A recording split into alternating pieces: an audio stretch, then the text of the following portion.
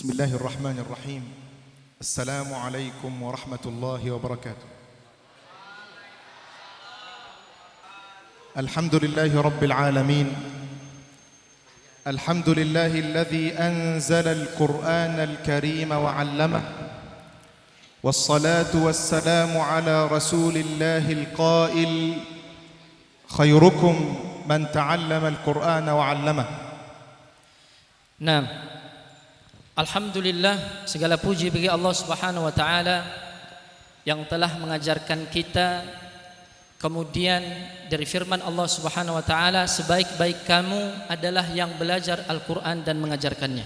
Wa ala alihi wa sahbihi wa man sara ala nahjihi wa darbihi wastanna bi sunnatihi wa qatafa atharahu ila yaumiddin, thumma amma ba'd. Kemudian salawat bersalam kepada junjungan alam Nabi Muhammad sallallahu alaihi wasallam, kepada orang-orang yang senantiasa mengikuti sunnahnya, agamanya, kemudian sampai akhirnya terjadinya kiamat. Marhaban bi ahbabil Quran. Salam hangat kepada Bapak Ibu sebagai ahlul Quran. Ma'a ikhtilafi alsinatina wa alwanina ijtama'na tahta hubbil Qur'anil Karim. Walaupun kulit kita berbeda, bentuk kita berbeda, bahasa kita berbeda, dan kita berkumpul di masjid ini karena Al-Quran.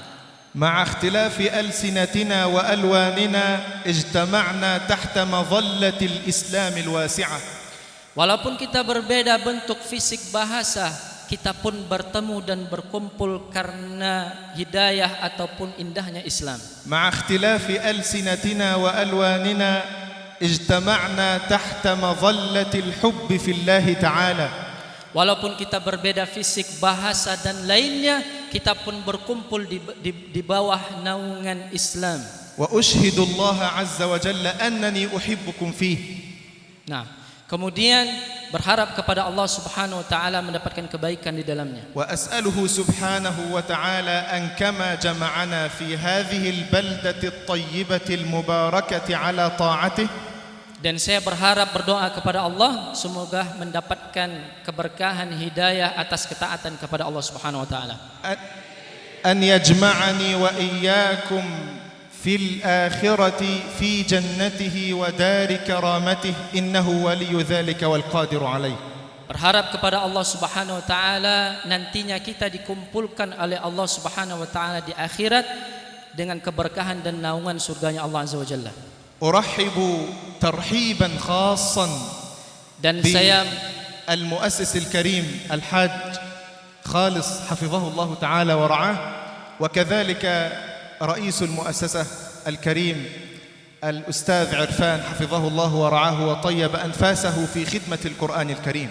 Saya salam hangat kepada pembina yayasan Bapak Haji Khalis, kemudian kepada mudir atau pimpinan pondok Ustadz Irfan. أهنئكم على هذه البدور المنيرة وعلى هذه الشموس الساطعة. Dan saya juga mengucapkan salam hangat kepada seluruh hadirin bagaikan bulan yang bercahaya. فهؤلاء ليسوا أطفالا إنما هم رجال.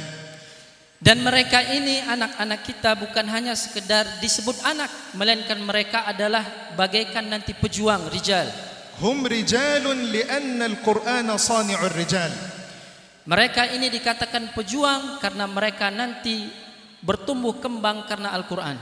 أرحب أيضا بالأساتذة الأكارم أساتذة القرآن الكريم في هذه المؤسسة المباركة مؤسسة خير الفلاح. Dan saya juga mengucapkan salam hangat kepada seluruh para guru, masyayikh, tetua yang kemudian menjadi guru di sini, dan tentunya berharap kepada Allah Subhanahu wa taala memberikan tarbiyah yang terbaik. ثم أرحب بآبائنا وأمهاتنا من آباء وحفاظ حملة القرآن الكريم. Dan begitu juga salam hangat kepada Bapak Ibu yang berhadir ke sini, yang sangat beruntung sekali memiliki anak-anak para penghafal Al-Quran. ثم أرحب بالزهور الجميلة التي أراها أمامي طلاب القرآن الكريم. Dan juga salam hangat kepada anak-anak kami yang berhadir, para santri yang berada di depan ini bagaikan az-zuhur, zahra, yaitu seperti mawar yang kemudian merekah wangi. مرحبا بمن وضعت الملائكة أجنحتها لهم رضا بما يصنعون. Dan selamat dan beruntunglah kepada orang-orang yang kemudian dinaungi oleh sayap-sayapnya malaikat. قال صلى الله عليه وسلم إن الملائكة لتضع أجنحتها لطالب العلم رضا بما يصنع. Sesungguhnya Rasul mengatakan dalam salah satu sabdanya bahwa malaikat akan menaungi dengan sayapnya itu bagi talibul ilmi karena ridho kepada mereka. ليس هم طلاب علم وفقط بل طلاب خير العلم ألا وهو العلم بالقرآن الكريم. Bukan hanya sekedar dia pelajar biasa, yang paling baik adalah mereka adalah talibul Qur'anil Karim atau menghafal Al-Quran. فهؤلاء صفوة الخلق وخيارهم. Dan mereka ini santri-santri adalah safwah, yaitu makhluk pilihan, orang-orang yang terbaik di sisi Allah Subhanahu wa taala. قال سبحانه وتعالى في كتابه ثم أورثنا الكتاب الذين اصطفينا من عبادنا. Allah Subhanahu wa taala berfirman, kemudian kami wariskan kepada orang-orang yang menjadi pilihan, yaitu mereka adalah para penghafal Al-Quran. وقال صلى الله عليه وسلم خيركم من تعلم القرآن وعلمه. Nabi bersabda, sebaik-baik kamu adalah yang belajar Al-Quran kemudian mengajarkannya. فمرحبا بمن صدقت نيتهم في تعلم القرآن الكريم. مرحبا بمن صدقت نيتهم في تعلم القرآن الكريم. Maka keselamatan bagi orang yang memperbaiki niatnya di dalam mempelajari Al-Quran. لا بد أن نشكر الله عز وجل أن وفقنا إلى هذه الهداية ألا وهي الهداية إلى تعلم القرآن الكريم. فهذه الهداية لا يهتدي إليها كل أحد. Hendaklah kita berusaha kemudian meluruskan niat ini untuk mendapatkan hidayah atau petunjuk dari Allah Subhanahu wa taala, karena hidayah itu berawal dari niat yang kemudian lahir dari ketulusan. لقد اصطفاكم الله عز وجل واختاركم لأن تكونوا مصابيح الهداية ومشاعل النور في المستقبل. Dan Allah Subhanahu wa taala memberikan hidayah kepada kalian sebagai mustafa, yaitu orang-orang yang terpilih. Bahwa orang yang ahlul Quran itu adalah orang yang terpilih, yang kemudian tujuannya untuk menjadi obor yang kemudian menerangi orang-orang di sekitarnya. وهنيئا لكم يا آباء ويا أمهات أن وفقكم الله عز وجل لأن تضعون أبناءكم في هذا المكان. Dan keselamatanlah bagi kalian yang telah berjuang untuk menyekolahkan anak-anak kalian di pesantren atau di tempat ini untuk agar mereka belajar Al-Quranul Karim. هنيئا لأهل القرآن بهذه المؤسسة المباركة مؤسسة خير الفلاح. ووالله إني لما سمعت هذا الاسم استبشرت خيرا. Dan sebuah kebahagiaan dan keselamatan tentunya terkhusus bagi muassasah ini atau yayasan ini, yaitu Khairul Falah, yang menjadi mercusuar ilmu yang kemudian memberikan kebaikan para santri. Khairul Falah ismun mubarak. Khairul Falah itu adalah nama yang diberkahi Allah. فالقرآن حقا هو خير الفلاح والنجاح والصلاح في الدنيا والآخرة. Dan itu sebagai doa yang kemudian mendapatkan keberuntungan dan kemenangan dari Allah Subhanahu wa taala. Khairul falahi an tahfazal Qur'ana liyahfazaka Allah fid dunya wal akhirah. Arti khairul falah adalah kebaikan atau sebaik-baik kemenangan. Yang maksudnya itu adalah khairul falah ketika engkau menghafal Al-Quran kemudian mengamalkan apa yang ada di isi dalam Al-Quran. Khairul falahi an tuhsina suhbatal Qur'ani liyuhsina al-Qur'anu suhbataka fid dunya wal akhirah. Orang yang mendapatkan keuntungan atau kebaikan dari kemenangan itu, ini diambil dari bahasa khairul falah, yaitu mereka yang memperbaiki hubungan dengan Al-Quran, dan Allah Subhanahu wa taala nanti akan memperbaiki hubungannya kepada Al-Quran di akhirat. Khairul falahi an tudi'a qalbaka al-Quran litakuna ala nurin min rabbika fid dunya wal akhirah. Dan dikatakan khairul falah ialah mereka ketika meletakkan Al-Quran di hatinya, kemudian Al-Quran tersebut melahirkan cahaya dari hatinya, kemudian menjadi akhlak yang mulia. Khairul falahi an takuna ala siratin mustaqim. Dan khairul falah adalah ketika ia konsisten di jalan yang benar. Walan takuna ala siratin mustaqim illa idza kunta ma'al Qur'anil Karim.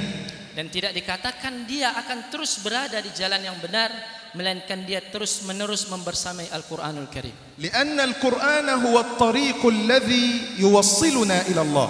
Karena Al-Quranul Karim menjadi sarana atau menjadi jembatan kita untuk mengenal Allah Subhanahu wa taala. Al-Qur'anu huwa al-hablul ladzi bainana wa bain Allah. Dan Al-Quran bagaikan tali yang mengikat hubungan kita dengan Allah Subhanahu wa taala.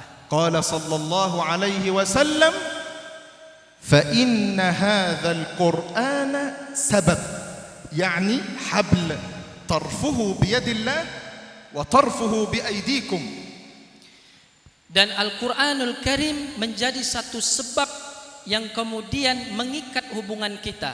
Ujungnya itu sebagian kepada Allah, dan ujung sebagian lagi adalah kepada kita. Seolah-olah kita dengan Allah terikat dan memegang satu sama lain. Fa inna hadzal Qur'ana sabab, yani habl tarfuhu biyadillah wa tarfuhu biaydikum fatamassaku bih fa innakum lan tadillu wa lan tahlaku ba'dahu abada. Jika kita meyakini bahwasanya Al-Quran bagaikan tali antara kita dengan Allah, fatamassaku, maka hendaklah kita berpegang, dipegang kuat, jangan sampai lepas. Insya Allah akan Allah memberikan kita hidayah. Innahu kitabun nur. Al-Quran adalah kitab yang melahirkan cahaya. Innahu kitabur ruh. Dan Al-Quran juga kitabur ruh, bagaikan amunisi yang dibutuhkan oleh ruh kita. Faman istaghna 'anil nur 'asha fi dhalam. Barang siapa yang jauh dari cahaya tersebut, maka dia akan hidup dalam kegelapan. Wa man istaghna 'anil ruh mata kal an'am. Dan barang siapa yang jauh dari Al-Quran sebagai ruh itu, dia tidak lebih dari sekedar seperti para binatang. Innal Qur'ana huwa kitabul hayah. Al-Quran adalah bagaikan kehidupan dari kita. Faman 'asha bila Qur'an 'asha hayyun mayyit. Kalau dia hidup tanpa Al-Quran, fisiknya hidup tetapi ruhnya mati. Innal Qur'ana kitabut tawfiq, fa idza aradta an-najaha liwaladika wa idza aradta al-falaha lahu fid dunya wal akhirah, idza aradta lahu at-tawfiq fa'allimhu al-Qur'an. Dan Al-Quran bagaikan taufik atau petunjuk bagi kita. Jika kita ingin mendapatkan petunjuk tersebut, maka hiduplah dengan Al-Quran. Innal Qur'ana kitabul hidayah. Al-Quran kitab hidayah. Kitabul 'azamah. Kitab yang kemudian sangat agung dan mulia. Huwa sani'ul 'uzama. Dan tentu Al-Quran tersebut akan menghidupkan atau membesarkan orang-orang yang membersamainya. Li'annahu al-Qur'anu al-'azim. Karena Al-Quran itu memang agung dan mulia. Al-Qur'anu al-Karim. Dan Al-Quran itu sangat mulia, karim. Faman ta'allaqa bil 'azimi sara 'azima. Dan barang siapa yang kemudian dekat atau mengikat hatinya dengan yang mulia, maka dia ikut mulia. Wa man ta'allaqa bil karimi sara kariman fid dunya wal akhirah. Sama, ketika dia juga dekat dengan Al-Quran yang karim, yang mulia, maka dia juga akan menjadi orang-orang yang mulia. Innal Qur'ana kitabul 'izzah. Dan Al-Quran adalah kitab yang agung. Wa innahu lakitabun 'aziz. Dan Al-Quran mengatakan bahwasanya Al-Quranul Karim azizun, sangat mulia. Fa idza aradta an ta'isha 'azizan kabiran fakun ma'al Qur'an. Jika engkau ingin hidup kemudian mulia, maka hendaklah kalian dekat dengan Al-Quran. Kun ma'al Qur'ani yakun kullu shay'in ma'ak. Kun ma'al Qur'ani يكن كل شيء معك. Mengikat janji sucilah dengan Al-Quran, maka segala apa yang indah dengan Al-Quran kemudian akan membersamaimu. هو كتاب النجاح والفلاح والصلاح. Al-Quran adalah kitab yang memberikan kemenangan, kesejahteraan, kemudian perbaikan.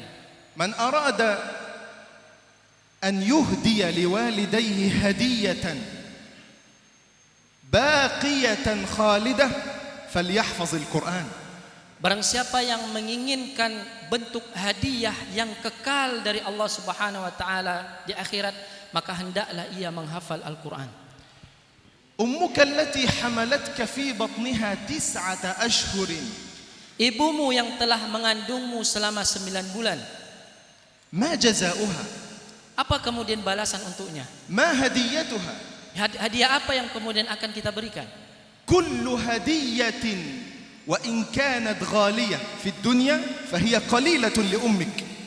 Hadiah apapun yang kita anggap mahal dan mentereng di dunia ini, itu akan sedikit di mata Allah ketika di akhirat. كل هدية تهديها لوالدك الذي تعب ورعاك ورباك وكبرك وأطعمك وسقاك وكساك هي هدية صغيرة لو كانت من الدنيا. Dan yang kita berikan kepada orang tua kita, baik itu seperti pakaian, makanan, hal-hal yang kita berikan di dunia ini, maka itu sedikit dan kecil di mata Allah di akhirat. فلا هدية لوالدك ووالدتك إلا أن تحفظ القرآن في قلبك وتعمل به. Dan hadiah yang terbaik itu ialah ketika engkau menghafal Al-Quran, kemudian itu menjadi hadiah terbaik di sisi Allah Subhanahu wa taala di akhirat. فإن نبينا صلى الله عليه وسلم قال من حفظ القرآن ووعاه أي وعمل بما فيه ألبس والداه تاجا يوم القيامة ضوءه أفضل من ضوء شمس الدنيا. Allah. Siapa yang menghafal Al-Quran dan mengamalkan apa yang ia hafal, maka nanti akan diberikan tajul waqar, yaitu mahkota, yang mana cahaya mahkota tersebut lebih indah daripada cahaya matahari di dunia. هل ستلبس والداك التاج فقط؟ لا. Apakah kemudian hanya cukup Allah memberikan mahkota tersebut? Tidak, ada lagi. بل ستلبسهما حلتان اسمها حلة الكرامة. Akan tetapi Allah tambah, kemudian Allah memberikan pakaian karamah, kemuliaan bagi kedua orang tuanya, dan nanti di akhirat akan dipakaikan pakaian tersebut. وهذه الحلة إزار ورداء. Dan pakaian ini adalah lengkap dari bawah sampai ke atas. Izar, kemudian rida, kemudian dipakai di atas atau di pundak. بينما كل الناس يوم القيامة عرايا إلا أهل القرآن.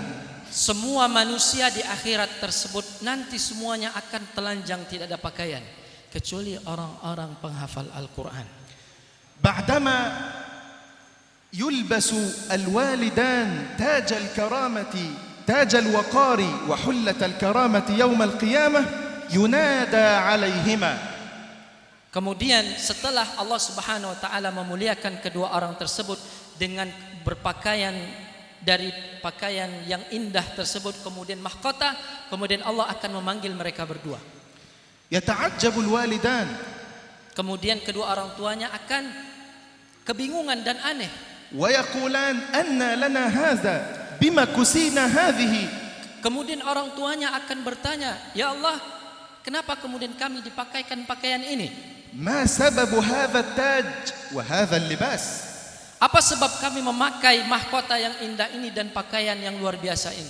كل الناس ليس عليهما لباس، لماذا نحن؟ Dan semua manusia ketika itu dilihatnya tidak ada berpakaian, dan kenapa kami begitu istimewa?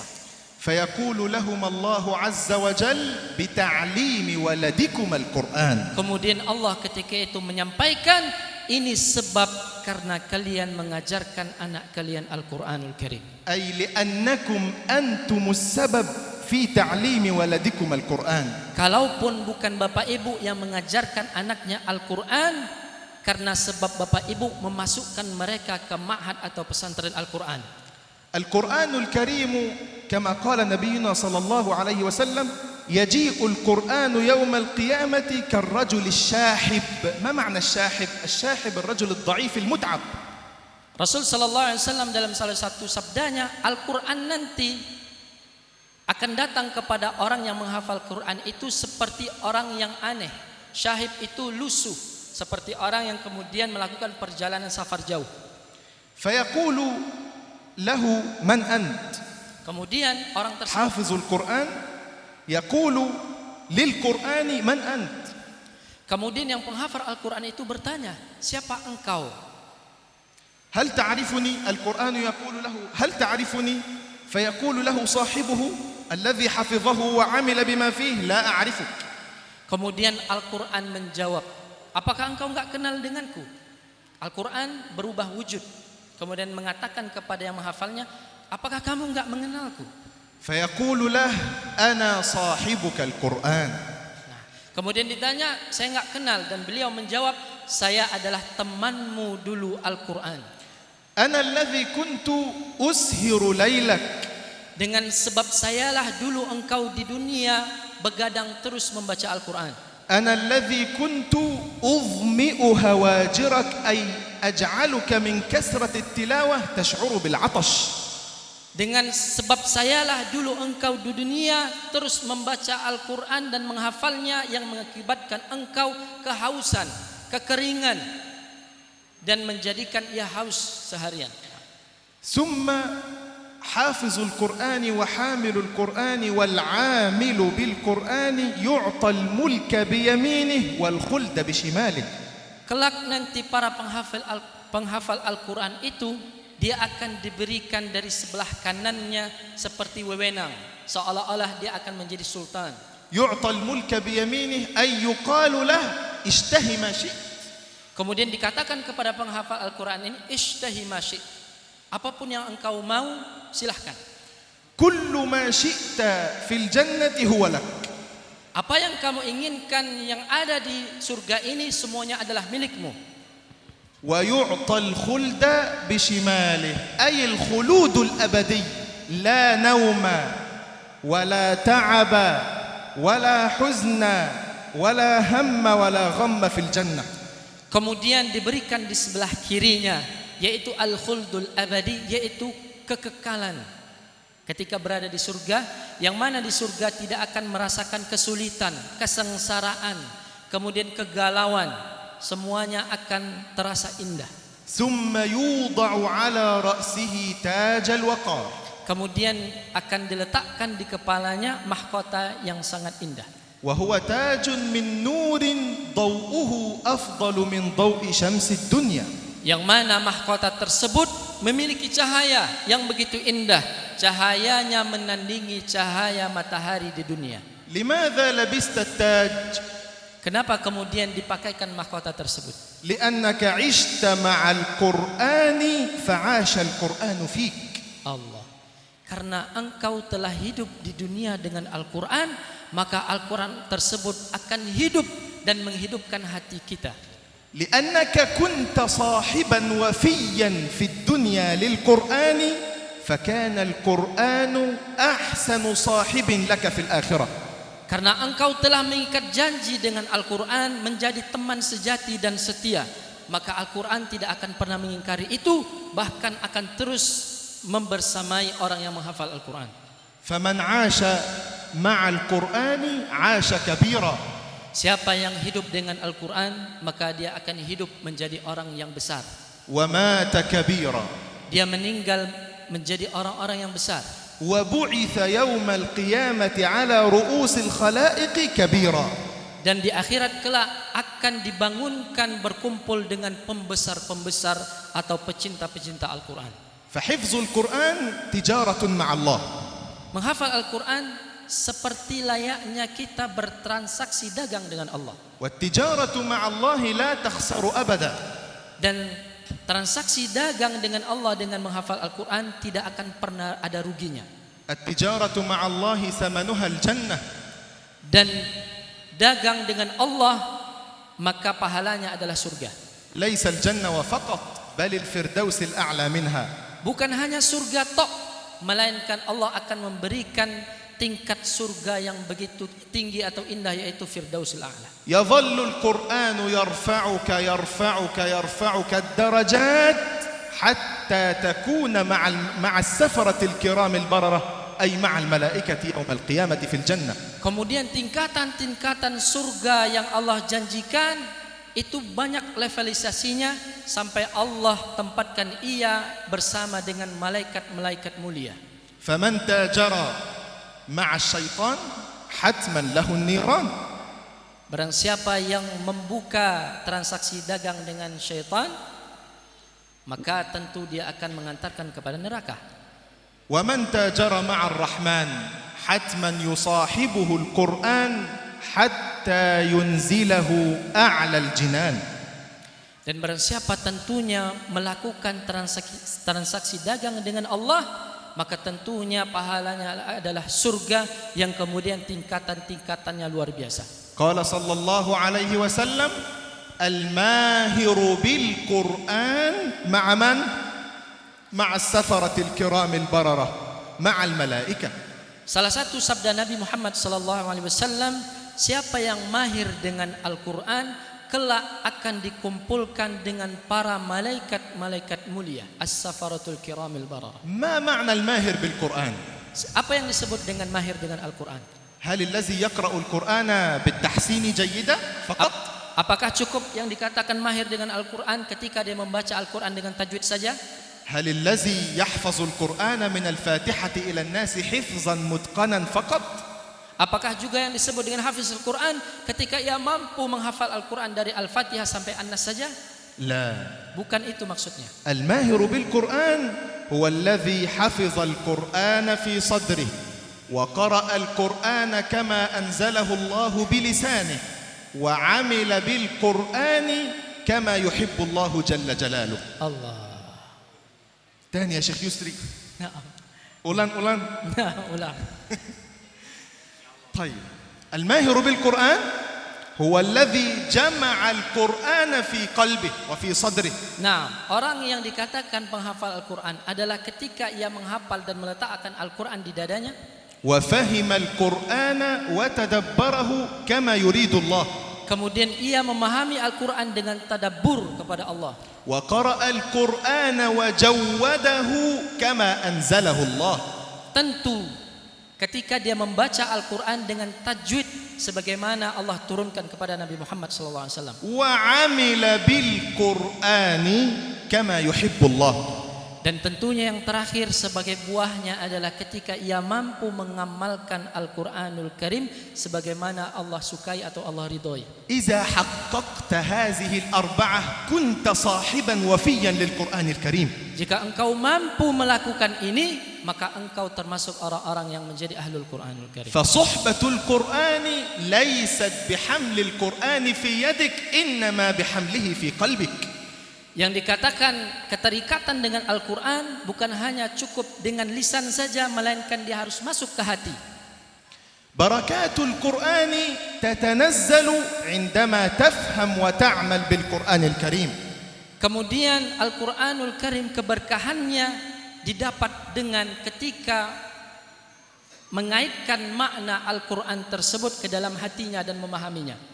فربنا سبحانه وتعالى قال في كتابه كتاب أنزلناه إليك مبارك ليحفظوا آياته لا ليدبروا آياته أي ليفهموا ويعملوا ويحفظوا ويقرأوا كما أنزله الله هكذا. والتدبر والفهم لا يأتي إلا بعد التلاوة الصحيحة. Satu kitab ini dalam firman Allah Subhanahu wa taala, kitab yang Allah turunkan kepada engkau wahai Muhammad, kemudian di dalamnya keberkahan. Apakah keberkahan itu hanya untuk orang yang menghafal Al-Quran? Bukan. Bagi mereka yang mentadabburi Al-Quran, kemudian memahaminya dan terakhir mengamalkannya, itulah mereka orang-orang yang dipilih Allah Subhanahu wa taala. Fatarbiyatul Qur'aniyatu muhimmah. Maka tarbiyah Al-Quran itu sangat penting dalam kehidupan kita. Qala subhanahu wa ta'ala alladzina atainahumul kitaba yatlunahu haqqa tilawatih. Ma haqqut tilawah? An naqra al-Qur'ana kama anzalahu Allah bitajwid. Nah, Wa an nafhama al-Qur'ana kama yuridu Allah. dan orang-orang yang membaca Al-Qur'anil Karim dengan haqq tilawah, dengan hak-hak tilawah, yaitu dengan tajwid, dengan tahsin yang baik dan benar. Nah, Wa an na'mala bil Qur'ani kama yuhibbu Allah jalla jalal. dan tentunya kita mengamalkan Al-Qur'an sebagaimana yang Allah ridhai dan Allah sukai. Nabiyyuna sallallahu alaihi wasallam qala madza khairukum man ta'allama al-Qur'ana wa 'allama. Dan Nabi tentu dalam hadis yang masyhur kita kenal dan kita dengar, sering menyampaikan atau kita dengar dari para asatidz, sebaik-baik kamu adalah orang yang mempelajari Al-Qur'an dan mengajarkannya. Ta'alu bina linafhama qawla nabiyyina sallallahu alaihi wasallam khairukum man ta'allam. Ma ma'na ta'allam? Hal ta'allama yani hafiz? Nah, baik, kita harus fokus dan fahami apa maksud daripada khairukum man ta'allama al-Qur'an wa 'allama. Apakah yang dimaksud ta'allam itu hanya cukup dengan menghafal? Falam yaqul nabiyyuna khairukum man haffaza al-Qur'ana wa haffaza. Nah, Nabi tidak mengatakan dalam hadis tersebut khairukum man hafazal Quran, sebaik kamu adalah yang menghafal Quran, bukan. Fal-hifzu awwalu tariqin fi ta'allum al-Qur'an. Akan tetapi menghafal itu memang salah satu metode untuk kemudian mengenal dan dekat dengan Al-Quran. Laisa hifzul Qur'ani huwa kullu ta'allum al-Qur'an. Bukan yang disebut dengan menghafal Al-Quran harus kemudian semuanya ia hafal. Lianna at-ta'allum nizamun syamil. Karena belajar Al-Quran itu sangat komprehensif sifatnya. Yashmalu al-hifza wa yashmalu at-tajwida wa yashmalu al-fahma wa yashmalu al-amal. Idhan ma huwa ta'allum al-Qur'an? Hifzul Qur'an, fahmul Qur'an, tajwidul Qur'an, al-amalu bil Qur'an. Awalan hifzul Qur'an, tajwidul Qur'an, fahmul Qur'an, al-amalu bil Qur'an. Nah, yang disebut dengan metode belajar Al-Quran terbaik adalah diawali dengan menghafal Al-Quran, kemudian memperbaiki bacaannya dengan baik dan benar, kemudian memahaminya atau tadabbur, yang terakhir adalah mengamalkan apa yang ia ketahui dari Al-Quranul Karim. Fahayya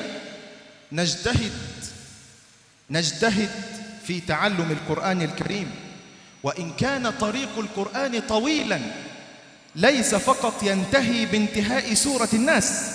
Mari kita bersungguh-sungguh bermujahadah untuk mempelajari Al-Quran. فأنا انتهيت من حفظ القرآن وأنا في عمر 10 سنوات. Robo Asyar? 10 سنوات. Dan beliau Syekh menyelesaikan hafalannya umurnya 10 tahun.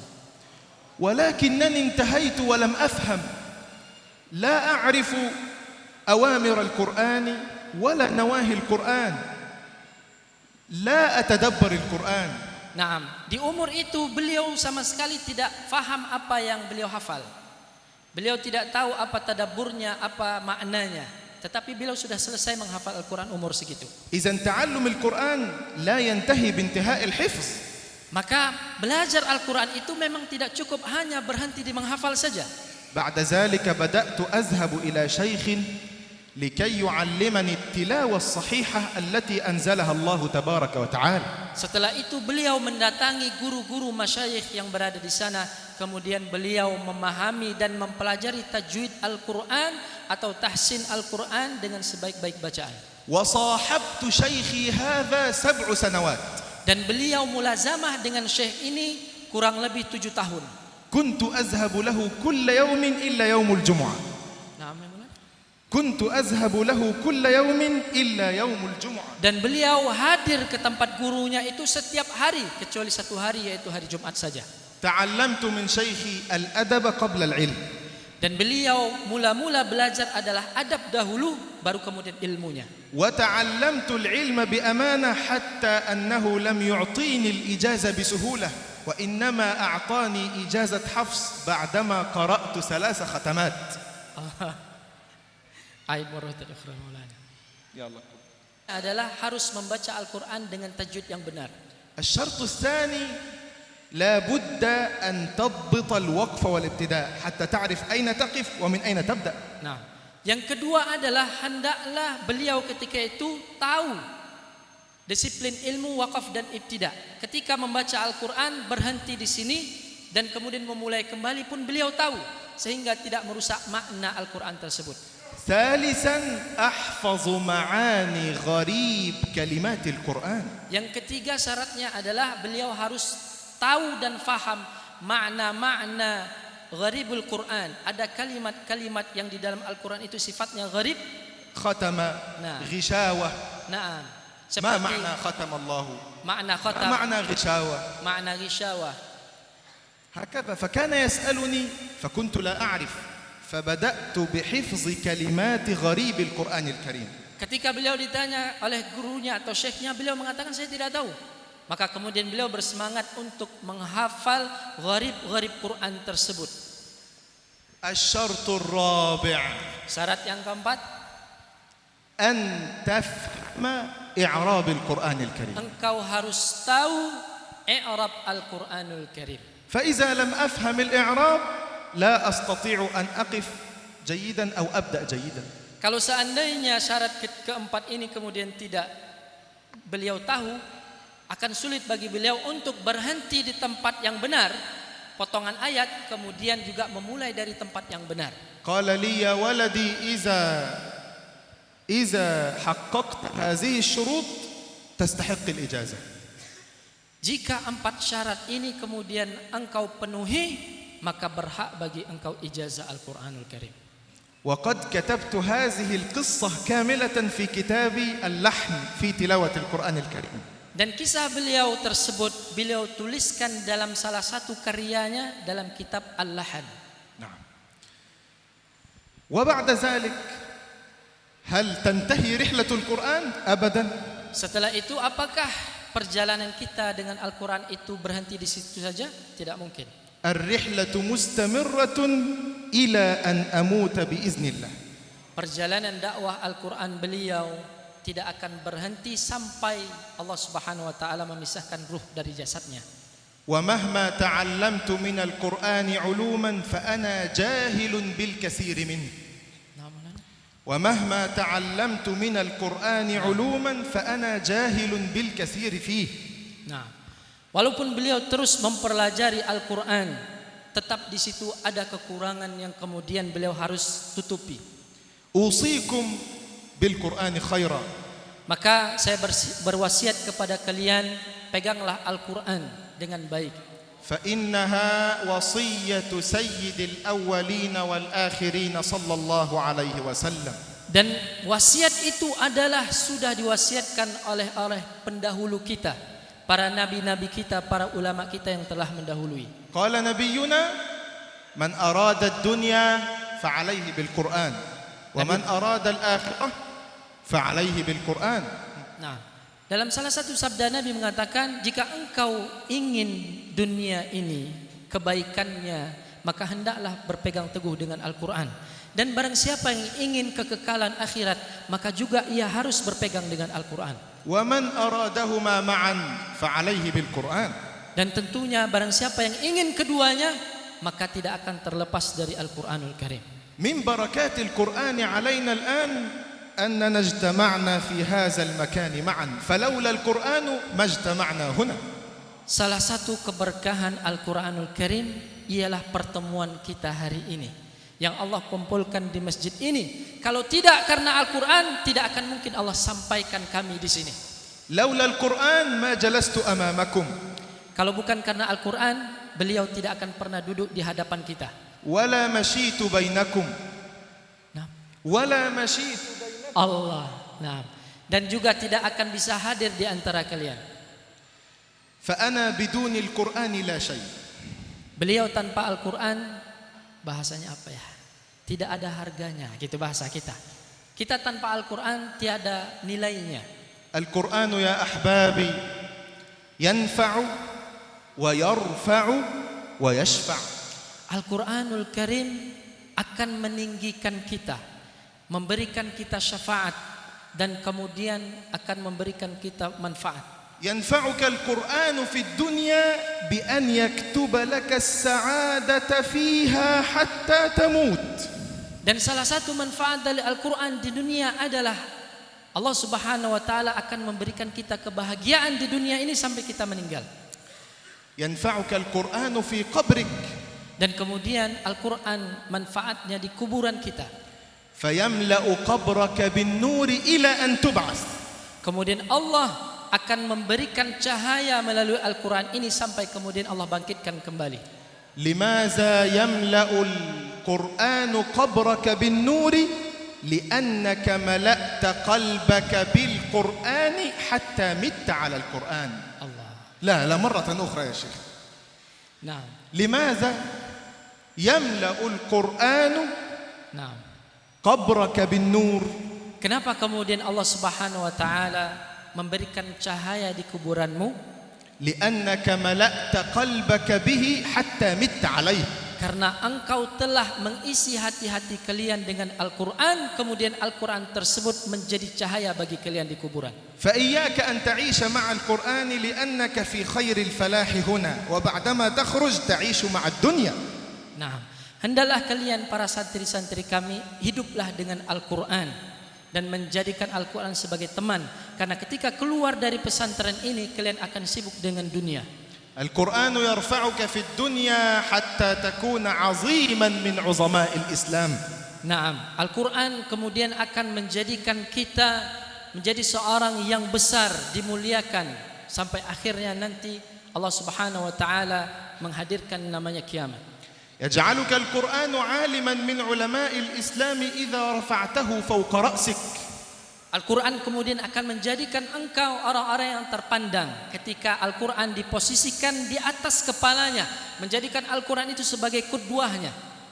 إذا رفعته فوق رأسك وملأت به عقلك وقلبك وجعلته كل شغلك.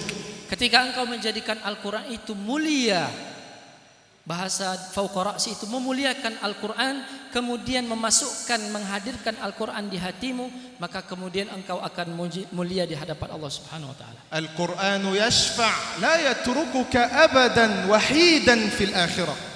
Al-Quran kemudian akan menjadi syafaat bagimu dan tidak akan pernah meninggalkanmu nanti di akhirat. قال صلى الله عليه وسلم اقرأوا القرآن فإنه يأتي يوم القيامة شفيعا لأصحابه. Nabi Muhammad SAW bersabda, bacalah Al-Quran karena Al-Quran nanti akan menjadi syafaat bagimu di hari kiamat.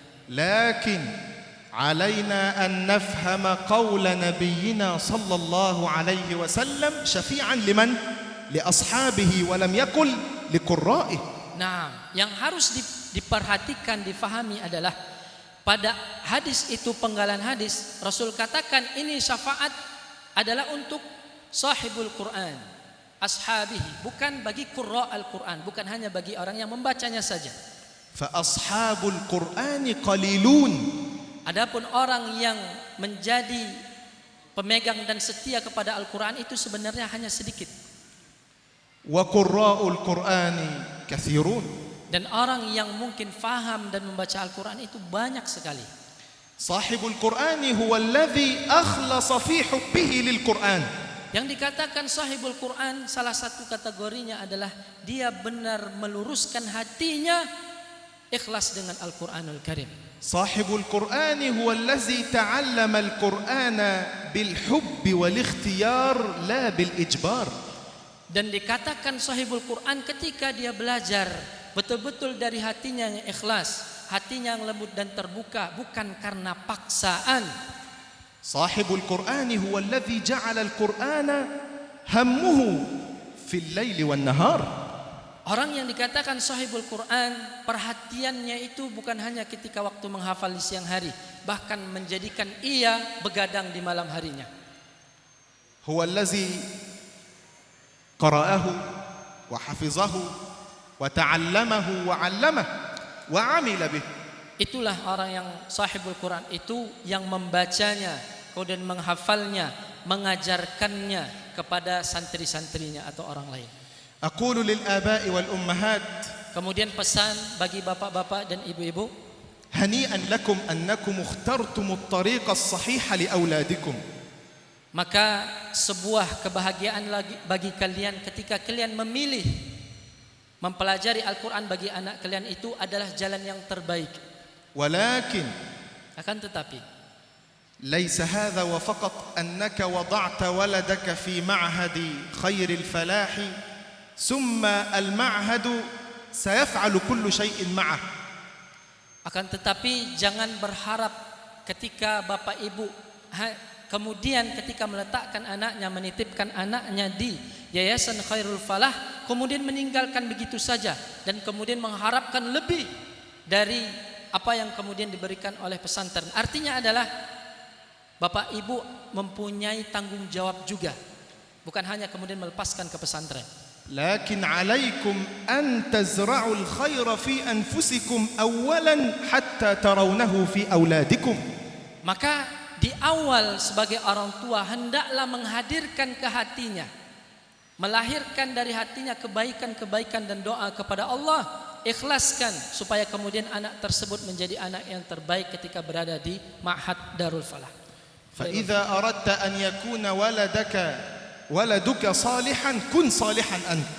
Jika engkau ingin anak kalian, keturunan kalian itu menjadi anak saleh, mulailah dari diri kalian yang menjadi saleh salihah. فصلاح الزرع من صلاح التربة. Nah, Maulana. دوا. فصلاح الزرع من صلاح التربة. Nah, maka bagusnya tanaman itu tergantung bagaimana tanahnya. وجمال أغصان الأشجار تدل على طيب أصلها. جمال الغصن يدل على طيب أصل الشجرة. Baik. Maka keindahan pohon itu bercabang dan beranting itu akan tergantung bagaimana hasil tanah atau kualitas tanah yang kemudian menjadi sumber bagi tumbuhan tersebut. حتى ترى ثمرة لولدك في ولدك عليك بتقوى الله عز وجل. Sehingga kalian Bapak Ibu hadirin jamaah rahimakumullah melihat hasil dari apa yang mereka pelajari di pesantren atau yayasan ini. قال سبحانه وتعالى وَلْيَخْشَى الَّذِينَ لَوْ تَرَكُوا مِنْ خَلْفِهِمْ ذُرِّيَّةً ضِعَافًا خَافُوا عَلَيْهِمْ فَلْيَتَّقُوا اللَّهَ وَلْيَقُولُوا قَوْلًا سَدِيدًا. Nah, maka hendaklah kalian takut kepada Allah Azza wa Jalla jika meninggalkan generasi-generasi kalian dalam kondisi lemah. Lemah di sini bukan hanya dari materi, melainkan hatinya jauh dari Al-Quran. Maka hendaklah bertakwa kepada Allah Azza wa Jalla. أذكر وأنا صغير في سن 11 أو 10 تقريبا. Beliau ketika kurang lebih umur 10 tahun. كنت أرى أبي يصلي في الليل كثيرا. Ketika itu beliau melihat ayahnya sering salat malam. فأقول له لماذا الصلاة كثيرة هكذا؟ Kenapa ayah selalu salat malam? فيقول لأجل الله ثم لأجلك يا ولدي. Saya salat malam ini karena Allah Azza wa Jalla, kemudian karena engkau wahai anakku. فأنا لا أريدك إلا أن تكون مع القرآن. Dan saya tidak mengharapkan apapun melainkan hanya engkau dekat dengan Al-Quran. مع أنني كنت أحلم أن أكون طبيبا. Walaupun ketika itu saya juga menginginkan engkau sebagai seorang dokter. لكن قال لي أنا لا أريدك أن تكون طبيب الأبدان وإنما أريدك أن تكون طبيبا بالقرآن. Nah, akan tetapi yang saya inginkan adalah bukanlah engkau ketika menjadi seorang dokter bagi fisik tubuh, melainkan saya menginginkan engkau itu menjadi dokter, yaitu dokter dengan Al-Quran Karim. فتقربوا إلى الله عز وجل بالدعاء. Maka Bapak Ibu dekatlah kepada Allah Subhanahu wa taala melalui wasilah doa. ساعدوا أولادكم بالدعاء. Nah, maka Allah Subhanahu wa taala akan mengabulkan doa-doa tersebut. الدعاء سلاح المؤمن. Karena doa adalah senjata kita orang-orang mukmin. وعليك بالنية طيبة يعني أن تجعل في قلبك نية طيبة. لماذا جعلت ولدي في هذه المؤسسة ولماذا أحفظه القرآن؟ اجعل في قلبك نية حتى يوفقك الله عليها. Nah, maka hendaklah diawali dengan niat yang benar, ikhlas karena Allah Subhanahu wa taala, sehingga Allah memberikan taufiknya kepada bapak ibu untuk harapan yang terbaik untuk anaknya. الدعاء في السجود أقرب ما يكون العبد من ربه وهو ساجد. Doa yang والدعاء من الوالد لولده لا يرد. Nah, doa yang terbaik adalah posisinya ketika kita berada ketika sujud kepada Allah Subhanahu wa taala. Doa terbaik adalah ketika itu, dan doa orang tua tidak akan pernah Allah tolak. وفي الختام أشكر هذه المؤسسة المباركة على خدمتها لكتاب الله عز وجل ووالله إنني في غاية السعادة.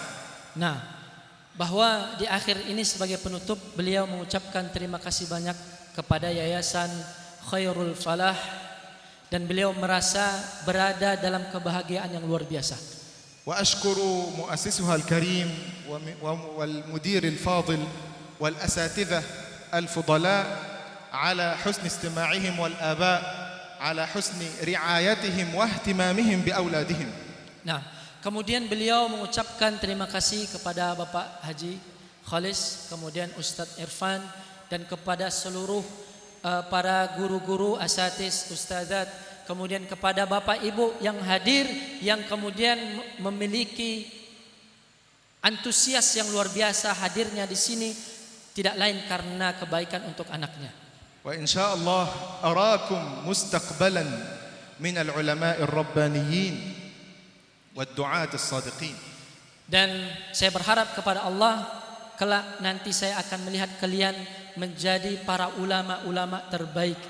آمين يا رب العالمين. Amin ya rabbal alamin. إن شاء الله الزيارة القادمة أراكم ما شاء الله قد كبرتم في العلم والجسم. Atas izin Allah Subhanahu wa taala, jika beliau mungkin hadir lagi, beliau akan melihat para santri kita akan menjadi orang besar, bukan hanya pada jisimnya saja, melainkan menjadi syekh atau ulama kabir. Amin. بارك الله فيكم. نختم بالدعاء. Soal. نعم مولانا، يعني فرصة للأسئلة، يعني فرصة لمن يريد أن يسأل. فرصة للسؤال. من يريد أن يسأل؟ نعم.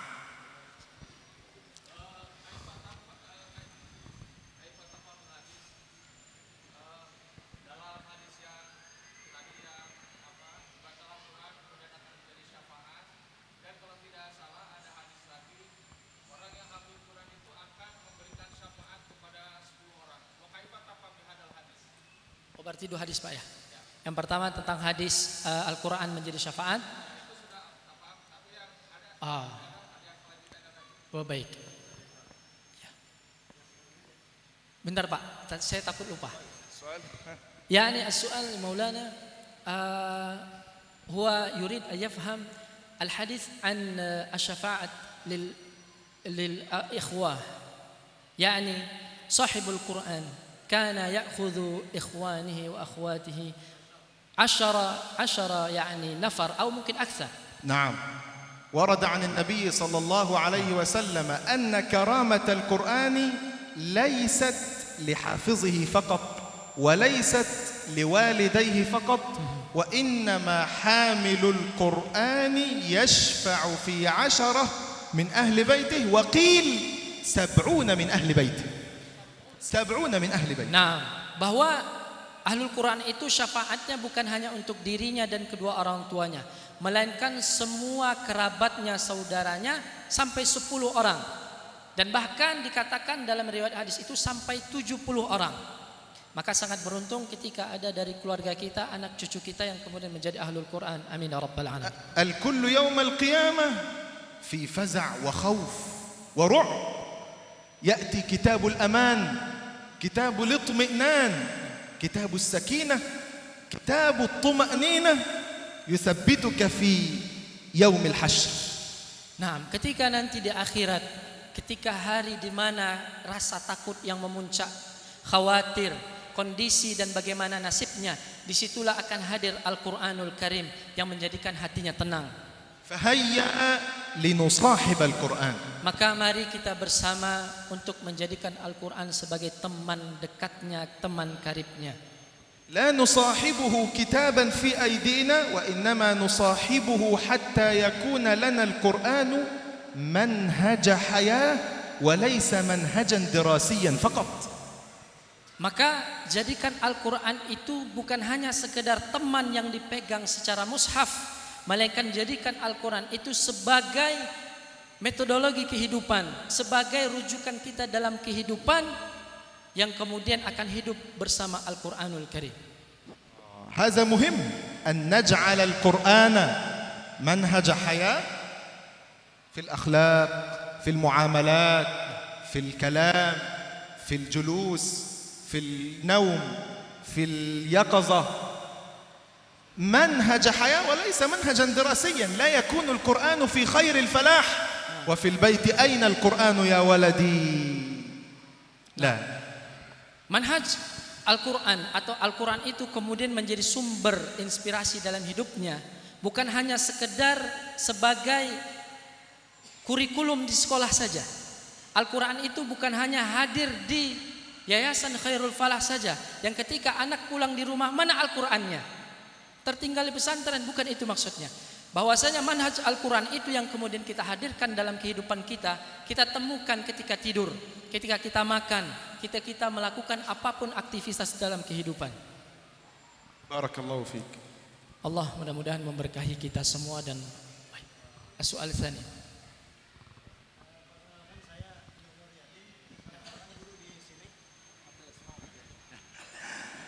Assalamualaikum, perkenalkan nama saya Nur Yadin, salah seorang guru Bapak, di punten, Pak. Nur Yadin. Nur Yadin. Nur Yadin. Nurul Yakin. Nur Yadin. Nur Yadin. Nur Yadin ya. Salah seorang guru di pondok pesantren ini. Ini saya di usaha ini saya berusaha gitu, mencoba menghafal mentok-mentoknya di 5 juz itu kan di usia ini. Tapi yang saya rasakan pertama sulit mempertahankannya gitu. Barangkali ada kiat-kiat dalam rangka mempertahankan hafalan itu. Dan yang kedua, ya kami juga sangat sulit lah mempertahankan istiqomah dalam tilawah gitu kan. Barangkali ada kiat-kiat khusus lah dari Syekh tentang istiqomah dalam tilawah dan juga mempertahankan hafalan itu kan gitu. Mudah-mudahan nanti bisa ditularkan kepada anak didik kami. Demikian saja. Berarti tips tentang bagaimana menghafal dan mempertahankannya, Pak, konsistensinya, kemudian juga tilawah. Baik. Maulana, yakni soalan. Yakni kaifiyat عندما نحفظ القرآن كيف يعني أن يكون القرآن في قلبه دائما يعني ثم كيف يعني نعم.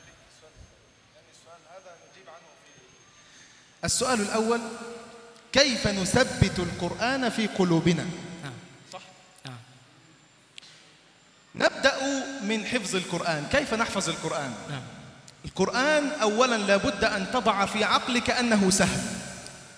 Yang pertama adalah caranya hendaklah Al-Quran itu betul-betul kita hadirkan dalam pikiran kita. قال تعالى ولقد يسرنا القرآن للذكر فهل من مدكر. Allah Subhanahu wa taala berfirman, sungguh kami telah mudahkan bagi kalian Al-Quranul Karim. فالقرآن يسير في حفظه وفهمه والعمل به. Al-Quran sesungguhnya itu sangat mudah dalam memahaminya, menghafalnya, kemudian mentadabburinya. لكن القرآن شريف لا يسكن إلا في القلب الشريف. Nah, Al-Quran itu sangat mulia. Dia tidak akan hadir di hati-hati orang yang tidak mulia. الذي يعرف قيمته وحقه. Siapa yang tahu betapa nilai Al-Quran itu betapa tinggi, maka dia akan tahu bagaimana memposisikan dirinya. والشرف لا يدرك بسهولة لا يأتيك بسهولة. Nah, kemuliaan itu tidak akan datang dengan mudah saja. فلا بد من التعب. maka hendaklah kita akan berlelah letih. لا بد من التعب لأن الشرف لا يدرك إلا بالكلف أي بالتعب. Nah, karena untuk mendapatkan kemuliaan itu tidak semudah bahasa kita membalikkan telapak tangan, melainkan harus bercapek ria. وحفظ القرآن رياضة. Dan menghafal Quran itu adalah butuh dengan latihan. أنت لو ذهبت إلى جيم Gym. Nah, jika pergi ke gym, هل ستكون قويا من مرة واحدة؟ apakah kemudian bentuk tubuh kita akan jadi hanya dengan satu hari? كذلك لن تحفظ الآية من مرة واحدة. Nah, begitu juga lah menghafal. Tidak akan mungkin langsung lengket dengan hanya sekali baca atau hafal. العقل له قدر معين من التكرار. Akal itu memiliki kadarnya, maka hendaklah terus diulang-ulang. فلا بد أن نكرر مرة ثم لا أحفظ مرة أخرى مرة ثانية مرة ثالثة مرة رابعة إلى 20 مرة إلى 50 مرة، لا مشكلة. لا بد أن تعرف أن كل حرف بحسنة والحسنة ب10 أمثالها. وإذا كنت صادقا في حبك للقرآن لن تمل من التكرار. Allah. Jika untuk menghadirkan hafalan terbaik itu haruslah diulang-ulang. Sekali, mungkin lupa. 2-3 kali sampai mungkin 50 kali, maka harus diulang-ulang terus sehingga Al-Quran itu betul-betul masuk ke hatinya, yang kemudian akan membersamanya dalam hatinya. Nah. حتى تكون حافظا جيدا عليك بالنية. لماذا أحفظ القرآن؟ Sehingga engkau akan menghafalnya dengan baik dan masuk ke hatimu. Nah. لو فعلت كل الطرق التي تؤدي إلى حفظ القرآن وأنت ليس لديك نية لن تحفظ، وإذا حفظت لن تنتفع بالقرآن. Jika engkau melakukan fase-fase tersebut dengan baik, maka engkau akan menghafal Al-Quran itu dengan baik. Jika mungkin diabaikan cara-cara atau metodenya, maka tidak akan pernah dapat Al-Quran dan masuk ke hati. إذا عرفنا أن الحفظ رياضة. Maka kita ketahui bahwasanya menghafal itu adalah latihan sesungguhnya. فكلما تعود عقلك على الحفظ أكثر حفظت. Jika kita mulai dan membiasakan dengan menghafal Al-Quran itu, maka kita akan menghafalnya dengan baik. ويكون حفظك سريعا. Maka hafalanmu akan bagus, kemudian cepat dalam mengulangnya. لكن أهم شيء لا تمل ولا تتعب. لا تمل ولا تتعب. Akan tetapi hal yang paling penting adalah jangan pernah bosan mengulangnya dan jangan merasa capek.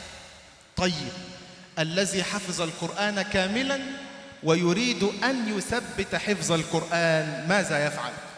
Dan bagi yang sudah menghafal Al-Quran 30 juz full, apa yang kemudian akan dilakukannya untuk mengekalkan hafalan tersebut di hatinya? أولا يضع برنامجا كل يوم. Hendaklah ia membuat agenda setiap hari. فيأخذ كل يوم لمدة شهر أو شهرين. أولا في شهرين لو الحفظ ضعيف في شهرين أولا يبدأ كل يوم نصف جزء. Hendaklah ia membuat agenda bulanan atau paling tidak 2 bulan, yang kemudian mempunyai target apakah 1 juz atau setengah juz. ويتعامل مع كل صفحة ثلاث كيف يعني يقرأ الصفحة بعينه 3 مرات ويقرأها بدون مصحف 3 مرات. Yang dilakukannya adalah hendaklah ia membaca Al-Quran itu dalam 1 halaman diulang sampai 3 kali bacaan, kemudian diulang kembali tanpa melihat mushaf atau Al-Quran 3 kali ulangan. وهكذا حتى ينتهي من النصف جزء. Nah, inilah yang dilakukan terus-menerus sampai akhirnya ia menghafal atau membaca sampai setengah juz. ثم يقرأ النصف جزء أو 4 أرباع كاملة على شيخ أو على أحد. Maka kemudian langkah berikutnya hendaklah ia menyetorkan hafalan, paling tidak 1/4 hafalan kemudian disetorkan kepada gurunya. قبل نومه يحاول أن يقرأ الواجب الجديد النصف جزء الجديد الذي للغد. Nah, sebelum tidur hendaklah ia membaca hafalan yang akan disetorkan besok atau setengah juz yang belum ia hafal. ولو يقرأه مرة واحدة. Walaupun yang belum dihafalnya itu hanya sekedar baca, ya, walaupun hanya sebentar. ثم في اليوم التالي يسمع النصف جزء الذي للأمس قبل أن يبدأ في حفظ النصف الجزء الجديد. Nah, sebelum dia menyetorkan hafalan baru, hendaklah menyetorkan hafalan setengah juz sebelumnya. Tentunya supaya menguatkan hafalan yang sebelumnya. بعدما ينتهي من حفظ النصف الجزء الجديد يسمع الجزء كاملا. Nah, setelah setengah juz yang baru disetorkan kepada gurunya, hendaklah kemudian menggabungkan juz yang lama dengan yang baru setengah-setengah. Kemudian disempurnakan dalam satu juz. حتى ينتهي من السورة ثم لا ينتقل إلى السورة التي بعدها حتى يقرأ السورة كاملة.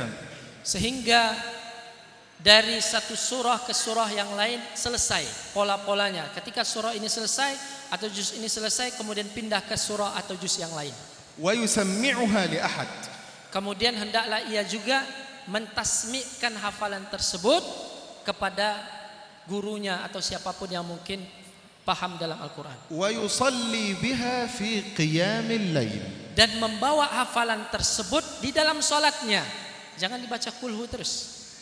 Apa yang ia hafal dari Al-Baqarah, masalahnya An-Nazi, مثلا atau surah Ali Imran, maka bawalah itu di dalam sholatnya.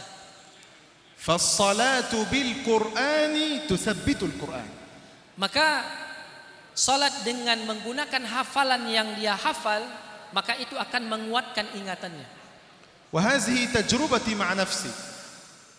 Dan ini adalah sudah pernah beliau praktekkan sendiri. ثم بعدما تنتهي من السورة من سورة آل عمران تقرأ البقرة وآل عمران معا. Naam, setelah selesai mungkin kita salat dengan surah Al-Baqarah atau Ali Imran, kemudian setelah selesai itu dibacakan, coba digabung Al-Baqarah dengan Ali Imran bersamaan. إذا انتهيت من النساء تقرأ البقرة وآل عمران والنساء. Setelah selesai menghafal atau targetnya surah An-Nisa, kemudian diulangi dari Al-Baqarah, Ali Imran. Nah, Al-Baqarah wan Nisa. Nah. والنساء الثلاثة. وجميل جدا لو أنت صليت بهم في الليل ولو مرة واحدة في الأسبوع. Nah, sangat direkomendasi ketika surah-surah ini dibacakan ketika salat malam. Al-Baqarah, Ali Imran, An-Nisa. صعب صح؟ Sulit, bukan? صعب لكن ثمن هذا التعب الجنة. Memang sulit, tetapi harganya luar biasa, bukan kaleng-kaleng. Yaitu surganya Allah Subhanahu wa taala. ثمن هذا التعب والألم في الحفظ وفي قيام الليل رضا الله عز وجل عنك. Tentu hadiah dari capeknya kita, kemudian ngantuknya kita, tidak lain adalah surganya Allah Azza wa Jalla. ثمن هذا التعب أنك ستكون من أهل الله. أهل القرآن هم أهل الله وخاصته. Dan hadiah yang terbaik atau ganjaran yang kita dapatkan ketika kita berlelah dan berletih tiada lain yaitu mendapatkan surganya Allah Subhanahu wa taala, kemudian kita menjadi ahlullah wa khassatihi, yakni menjadi keluarga Allah dan menjadi orang-orang yang spesial di mata Allah Azza wa Jalla. أهل القرآن هم أهل الله وخاصته يعني وجلساؤه وأحبابه. Allah yaitu keluarga Allah, kemudian orang-orang yang Allah cintai, yang Allah ridhoi. السؤال الثاني السؤال الثاني السؤال الثاني يعني كمان الأول عن الحفظ كيف يتيقن، نعم يثبت، والثاني عن التلاوة كيف يعني يكون التلاوة مستمرا يعني على هدفه، يعني كيف يعني يلازم القرآن بالقراءة كل يوم. نعم لا بد كما أن الله عز وجل فرض علينا 5 صلوات في 5 أوقات لا بد لكتاب الله أن يكون له أوقات. Nah, jadi ketika Allah memberikan kita perintah 5 waktu salat, maka hendaklah dalam waktu salat itu memang ayat-ayat atau tilawah Al-Quran yang kita usahakan itu harus dibaca di setiap harinya. لا بد أن يكون للقرآن له أوقات وأفضل أوقات القرآن بعد الفجر. Nah, waktu terbaik untuk tilawatil Quran dan kita konsistensi padanya yaitu adalah ketika kita menyelesaikan setiap waktu salat. فأن تبدأ يومك بالقرآن يبدأ التوفيق معك إلى آخر اليوم. Dan ketika memulai Al-Quran pada hari ini, maka bersungguh-sungguhlah dan mohon kepada Allah agar mendapatkan taufik untuk melanjutkan. نعم. خلاص. Khalas? Ada pertanyaan? Hana waktu al-asr. نعم. ستو.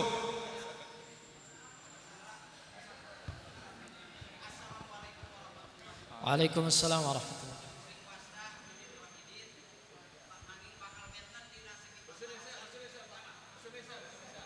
Punten Pak, abdi bukan orang Sunda. Benar ya, abdi atau abi? Maaf Pak Ustadz, Ya. saya mau bertanya, namun berbeda pertanyaan saya dengan pertanyaan para mursyid barusan. Saya dari kalangan awam. Yang akan ditanyakan sama saya nilai, Pak. Kami bukan tidak mungkin jauh untuk menghafal Al-Quran karena memori saya sudah error. Tapi maaf Pak, tapi mungkin hanya punya keinginan untuk membaca, dan itu pun jauh dari ketentuan ilmu cara membaca Al-Quran baik tajwid maupun makhrajnya. Bagaimana nilainya di hadapan Allah Subhanahu wa Ta'ala buat kami yang awam tentang Al-Quran? Terima kasih. Assalamualaikum warahmatullahi wabarakatuh. Waalaikumsalam warahmatullahi wabarakatuh. Jamil. Maulana, بالنسبة للعجوز كبير السن وعلى ضعف عقوله، نعم، لا ضعف عقوله يعني كيف أن يحفظ القرآن مع أنه كبير السن؟ عندما يحفظ يزل، نعم. وكيف أمام الله نحن نقرأ القرآن على قدر ما استطعنا ويتتعتع فيه، يعني كيف أنهم العجوز أمام الله في قراءتهم القرآن الكريم. بارك الله فيك. bagus. Semoga mantap. Allah memberkahi Bapak. طيب بسم الله. العجوز ضعيف. كيف يحفظ القرآن؟ أولا الله عز وجل قال فاتقوا الله استطعتم. Nah, Allah Subhanahu wa taala berfirman, maka bertakwalah kepada Allah dengan sedaya upaya atau kemampuanmu. أنت تريد أن تحفظ القرآن. انوي في قلبك أنك تريد أن تحفظ القرآن. Nah, jika engkau ingin menghafal Al-Quran, maka cobalah hafal Al-Quran. وإن لم تحفظ القرآن كاملا فالله يأجرك على نيتك. Jika kemudian engkau menghafal Al-Quran tetapi tidak selesai atau tidak banyak, maka Allah akan menilainya dengan niatmu yang ikhlas. مشكلتنا أننا نتعدى نريد أن نحفظ الصفحة كاملة. لا، احفظ كل يوم آية. Akan tetapi permasalahan kita adalah kita itu sering terburu-buru, ingin memiliki target yang besar, mungkin satu halaman. Mulailah dari per ayat.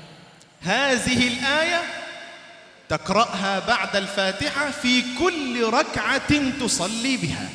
Nah, solusinya adalah ketika selesai membaca Al-Fatihah di dalam salat, maka bacalah ayat yang sudah kita coba hafal itu. وهكذا ستحفظ القرآن. Begitulah cara atau metode terbaik untuk menghafal Al-Quran, tentunya bagi bapak-bapak yang sudah, bukan error ya, yang tentunya. كيف تحفظ؟ أولا أنت قراءتك ضعيفة. ماذا تفعل؟ اسمع. فإن القرآن نزل ليتلقى لا ليقرأ من الصحف يسمع. Metode pertama bagi kita yang lemah dalam membaca, tajwidnya belum benar, maka pertama adalah dengarlah Al-Quran itu dari qari yang benar. Latihlah dulu pendengaran kita, kemudian dia akan mencontohkan. نبينا كان لا يقرأ كيف تعلم بالسماع أولا. Nabi SAW dulu tidaklah langsung membaca, melainkan beliau langsung mendengar firman dari malaikat Jibril alaihissalam. وجبريل كان يعلم النبي عندما كان جبريل يعلم رسول الله صلى الله عليه وسلم كان رسول الله يحرك شفتيه وجبريل يقرأ فنهاه الله عز وجل عن ذلك فقال لا تحرك به لسانك لتعجل به. يعطينا رسالة هنا يا شيخ يسري. ما هي الرسالة؟ السماع أولا، فإذا سمعت جيدا قرأت جيدا. Ketika malaikat Jibril mengajarkan Nabi Muhammad SAW, memperdengarkan beliau membaca Al-Quran atau firman Allah, Nabi memulai untuk qomat kamit. Sehingga ketika itu Allah Subhanahu Wa Taala memberikan Nabi, bahasanya apa ya? Mengingatkan Nabi, la tuharrik bihi lisanaka lita'jala bih. Dalam firman Allah Subhanahu Wa Taala, janganlah wahai engkau Muhammad gerakkan bibirmu untuk mempercepat firman yang kemudian disampaikan oleh malaikat Jibril. Maksudnya adalah dengar dulu dari guru, selesai guru menyampaikan baru kita mulai. هل كان جبريل عليه السلام يقرأ القرآن على سيدنا محمد مرة؟ لا، كان يكرر معه. Apakah kemudian Nabi Muhammad SAW mendengarkan Al-Quran dari malaikat Jibril itu satu kali? Tidak. Malaikat Jibril kemudian mengulang-ulanginya kembali. فأنت حاول أن تسمع وتكرر عما يتساءلون عما يتساءلون عما يتساءلون بعدما تنتهي من الصلاة ولا الضالين آمين بسم الله الرحمن الرحيم عما يتساءلون. استطعت أن تحفظ آيتين؟ جيد. استطعت أن تحفظ ثلاث؟ جميل. Nah, kayaknya ini faham nih ya. هم فهموا يا شيخ. Fahim, ya, bil harakah. Ya, ketika membaca Al-Fatihah dalam salat, upayakanlah belajar terus walaupun awal surah An-Naba. Amma yatasaalun. Ulang terus. Ya Maulana. Ulang terus, diulang-ulang walaupun hafalan kita cuma 1 ayat 2 ayat. Enggak apa-apa. Ketika salat sendirian baca terus. Asal jangan nanti huru hara ketika terjadi jamaah. Gitu ya. في قريتنا في مصر فعلنا للأمهات وللآباء الذين لا يقرؤون القرآن أبدا فعلنا لهم مجلس حفظ القرآن وكانوا يحفظون على المسجل. Bahwa di Mesir, di negeri beliau, ada majelis untuk orang tua yang memang mereka itu tidak tahu dan tak faham Al-Quran, membaca pun tidak tahu. Jadi jangan pikir kita saja orang Indonesia, orang Mesir juga ada yang tidak tahu membaca Al-Quran. Maka dibuatlah majelis, yang mana majelis tersebut perdananya mereka didengarkan dulu Al-Quran, bukan langsung membaca Al-Quran. فهذا منهج جبريل في تعليم النبي صلى الله عليه وسلم. Inilah metode yang digunakan mengambil atau menduplikasi dari contoh malaikat Jibril kepada Nabi Muhammad, bahwa ketika itu Nabi Muhammad tidak langsung membaca, melainkan mendengar dulu dari malaikat Jibril alaihissalam. لا تحرك به لسانك لتعجل به. Janganlah engkau wahai Muhammad gerakkan lisanmu untuk mempercepat. إن علينا جمعه وقرآنه. Sesungguhnya kami yang mengumpulkan Al-Quran tersebut dan membacakannya. فإذا قرأناه فاتبع قرآنه. Dan ketika kami membacakan Al-Quran itu, maka ikutilah bacaan yang kami bacakan. إذا قرأه عليك جبريل يا نبينا فاسمع أولا ثم بعدما ينتهي جبريل اقرأ. Maka ketika Al-Quran tersebut dibacakan, yang pertama adalah dengar. Kadang-kadang kita suka buru-buru, guru belum selesai membaca, udah langsung kita nyambar saja. Dengar dulu selesai baru kemudian kita ikuti atau ulangi bacaannya. بعدما تحفظ كل يوم آية وتحفظ 10 آيات قف وتدبر وتفكر في معاني الآيات العشر. Ketika setelah selesai menghafal Al-Quran satu ayat demi ayat-ayatnya dan akhirnya sampailah 10 ayat, berhentilah di situ. 10 ayat berhentilah. Kemudian coba untuk mentadabburinya, difahami dan tadabburi Al-Quran. واحد منكم سيسأل كيف نفهم كيف نتدبر. Mungkin ada pertanyaan dari Bapak Ibu, bagaimana kemudian kami akan memahami Al-Quran dan mentadabburinya? معك هاتف نعمة من الله عز وجل عليك. افتح الهاتف ستجد تفسير مختصر للآية الكريمة. اقرأ هذا التفسير. Nah, salah satu nikmat ketika kita memiliki gadget, handphone. Bapak-bapak, ibu-ibu punya handphone? Maka cobalah klik di situ kembah Google. Nah, belajar, cari di sana ada tafsir muyassar, tafsir yang mungkin singkat, pendek, mudah difahami, belajarlah dari itu. فالله عز وجل سيحاسبنا على هذه النعمة، نعمة الهاتف. Maka tentu Allah Subhanahu wa taala dengan alat ini kita pun akan mendapatkan pahala karena menggunakannya ke jalan yang baik. فعلينا أن نوظف نعم الله في طاعة المنعم جل جلاله. Maka hendaklah setiap nikmat yang Allah berikan kepada kita, kita arahkan kepada kebaikan, dan tentunya kenikmatan itu akan mendapatkan keberkahan dari Allah Azza wa Jalla. التعلم في هذا الزمن يسير لكن أهم شيء هو الهمة. Naam. Jadi sesuatu وصدق النية. Nah, yang paling penting adalah dalam membaca menghafal Al-Quran adalah kesungguhan, himmah, kemudian bersihnya hatinya, ingin membersamai Al-Quran, tujuannya adalah untuk ikhlas kepada Allah Azza wa Jalla. نصلي العصر. Nah, tahayna. Terima kasih Bapak Ibu atas terima kasih. Nah, Bapak Ibu yang kami muliakan, para asatis, para orang-orang tua kami, terima kasih banyak atas perhatiannya, luar biasa. Tentu sangat semangat sekali dan banyak mungkin yang mau bertanya, tapi karena kita sudah masuk salat asar, maka kita akan tutup kegiatan ini. اللهم صل وسلم وبارك على سيدنا محمد في الأولين وصل عليه في الآخرين وصل عليه في كل وقت وحين وصل عليه في الملأ الأعلى إلى يوم الدين. اللهم إنا نسألك حب القرآن وبركة القرآن ورحمة القرآن وهدي القرآن وهداية القرآن وشفاعة القرآن وكرامة القرآن. نسألك يا ربنا علم القرآن وفهم القرآن والعمل بالقرآن. اللهم أحينا على القرآن وأمتنا على القرآن واحشرنا يا ربنا في زمرة أهل القرآن. اللهم خلقنا بأخلاق القرآن. اللهم خلقنا بأخلاق القرآن. اللهم اجعل القرآن العظيم ربيع قلوبنا ونور صدورنا وجلاء أحزاننا وذهاب همومنا وغمومنا. ذكرنا منه ما نسينا، علمنا منه ما جهلنا، ارزقنا تلاوته آناء الليل وأطراف النهار على الوجه الذي يرضيك عنا.